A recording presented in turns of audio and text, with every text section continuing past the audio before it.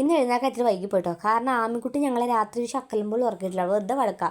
ഒരാളതേ ഇവിടെ നിലത്ത് കിടന്ന് ഉറങ്ങണം, ഒരാൾ ഞങ്ങളുടെ ഉറക്കം കളഞ്ഞ മെയിൻ ആൾ ദേ സുഖമായിട്ട് കിടന്ന് ഉറങ്ങണം കേട്ടോ. പിന്നെ ഞാൻ പോയി നേരെ കുളിക്കാൻ കയറി. അടുക്കളയിൽ കയറിനെ കുളിക്കണമല്ലോ നോയമ്പായുണ്ട്. അപ്പോൾ ദേ കുളിയെല്ലാം കഴിഞ്ഞ് ദേ വിളക്ക് വെച്ചെടുത്തൊന്ന് പ്രാർത്ഥിച്ച് നേരെ അടുക്കളയിലേക്ക് പോയി ചായ വെക്കാൻ തുടങ്ങി കേട്ടോ. അമ്മയാണെങ്കിൽ ഓൾറെഡി പുട്ടിൻ്റെ ഒക്കെ പരിപാടി സെറ്റാക്കി അറിയാൻ എഴുന്നേക്കാൻ വൈകുകൊണ്ട് തന്നെ. അപ്പോൾ ദേ ഞങ്ങൾ മറ്റേ പ്രേമലു സിനിമയൊക്കെ ടി വിയിലിട്ട് രാവിലത്തെ ബ്രേക്ക്ഫാസ്റ്റ് കഴിക്കാണ് കേട്ടോ. അത് കഴിഞ്ഞപ്പോഴത്തേക്കും കുറച്ച് കഴിഞ്ഞപ്പോൾ ആമി ഏറ്റുന്നു. ഇനി ഇതാണ് ഇവിടുത്തെ മെയിൻ അംഗം കേട്ടോ. ഒരു അവൾ തുറക്കില്ല, ഇങ്ങനെ അവളെ കൊണ്ട് നടക്കണം കേട്ടോ. ഫോൺ ഉണ്ടെങ്കിൽ കഴിക്കാൻ പിന്നെ അത്ര കുഴപ്പമുണ്ടാവില്ല കേട്ടോ. അപ്പോൾ ഞാൻ ഫോൺ കാണിക്കാറില്ല അങ്ങനെ. അപ്പോൾ ഇതേ ഉച്ചയ്ക്ക് പനീർ ബിരിയാണി ആക്കാമെന്ന് വെച്ചാൽ അപ്പോൾ അതിന് വേണ്ടിയിട്ട് സവാള വെളുത്തുള്ളി സംഭവമൊക്കെ ഞാൻ പൊളിക്കാനായിട്ട്. ഇതിൻ്റെ വീഡിയോ ഓൾറെഡി നമ്മുടെ ചാനലിൽ ഇട്ടിട്ടുണ്ട്. അപ്പോൾ കാണാത്തൊന്ന് കണ്ടു പോകും. നല്ല അടിപൊളി ടേസ്റ്റാണ് കേട്ടോ. അപ്പോൾ അതെ എല്ലാം വയറ്റ് സെറ്റാക്കി ബിരിയാണിയൊക്കെ സെറ്റാക്കി. അത് ഞാൻ അത്താഴം നോക്കിയിരുന്നത് ഞാൻ മടുത്തു കേട്ടോ. അപ്പം ഞാൻ കഴിച്ചു. അത് കഴിഞ്ഞപ്പോഴത്തേക്ക് അത്താൻ വന്നപ്പോഴത്തേക്ക് അത്താനും സാലഡും അച്ചാറും പപ്പടവും ഒക്കെ എടുത്ത് കൊടുത്ത് അത്താനും കൊടുത്ത്. നമുക്കിങ്ങനെ നമ്മൾ ഉണ്ടാക്കിയ സാധനം വേറൊരാൾ ആസ്വദിച്ച് കഴിക്കുകയാണെങ്കിൽ ഭയങ്കര നമ്മൾ കഴിക്കുന്നേക്കാൾ സന്തോഷമുള്ളൂ, വയറിനറിയുമല്ലോ.